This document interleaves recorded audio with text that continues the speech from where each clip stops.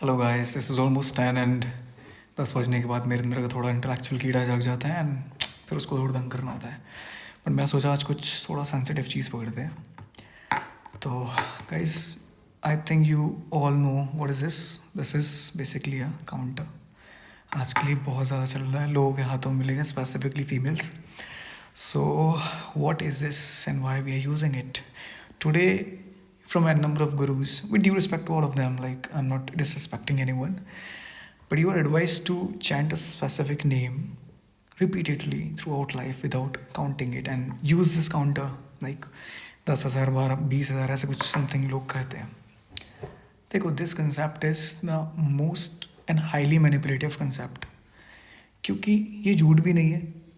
ऐसा मैं नहीं कहूँगा कि भाई अगर आप किसी नाम को जब बार बार चैंट कर रहे हो तो it will not create a difference in life, but हाँ, जिस तरीके से समझाया जाता है वो ज़रूर गलत है और पूरी तरीके से गलत है।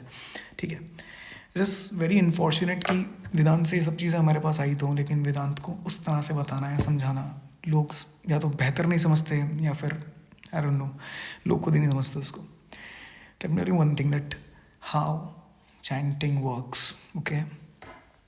It has to do nothing with the God, first thing. Second thing is, her godly element का एक एसेंस होता है, ठीक है? और समझ लो यही सत्य है जो मैं बता रहा हूँ।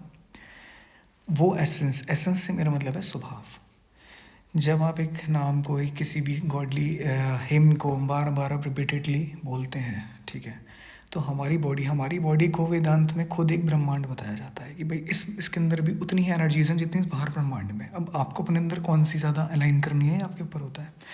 तो जब हमारी बॉडी में एनर्जी का इम्बैलेंस होता है, ऑन द इम्बैलेंस, सो जब भी एनर्जी का इम्बैलेंस होता है उसका सीधा असर हमारे स्वभाव पर पड़ता है, हमारी आदतों पर पड़ता है, और हमारी आदतें ही डिसाइड करती हैं कि हमारा लाइफ स्टाइल कैसा होगा। ठीक है, this is as simple as that.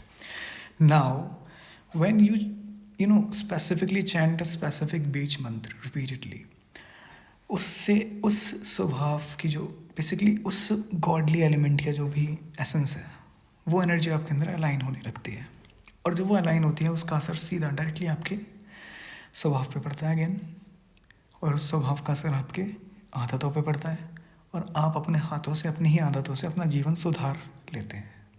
That's how chanting works. इसका यही सत्य है, इसके अलावा कुछ नहीं है। हो सकता है मैंने आपको ये चीज़ें बोल करके थोड़ा बुरा महसूस करा दिया हो, बट या there is nothing miraculous in this.